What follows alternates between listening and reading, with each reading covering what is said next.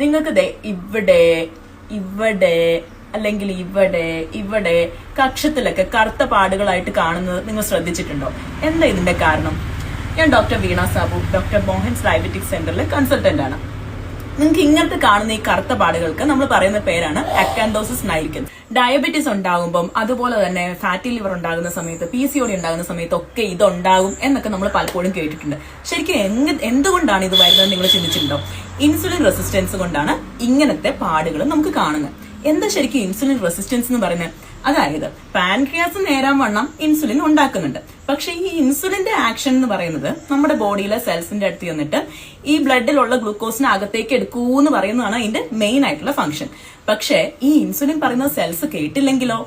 ഇങ്ങനെ പറഞ്ഞാൽ കേൾക്കാത്ത ഈ സ്വഭാവത്തിനെയാണ് നമ്മൾ ഇൻസുലിൻ റെസിസ്റ്റൻസ് എന്ന് പറയുന്നത്. എന്ന് വെച്ചാൽ ഫാക്ടറിയിലെ മുതലാളി പറയുന്നത് കേൾക്കുന്നില്ല എന്നർത്ഥം.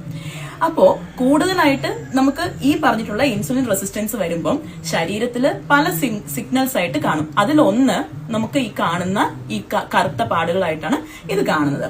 അപ്പൊ എങ്ങനെ നമുക്ക് ഈ ഇൻസുലിൻ റെസിസ്റ്റൻസിനെ മറികടക്കാൻ വേണ്ടിയിട്ട് പറ്റും?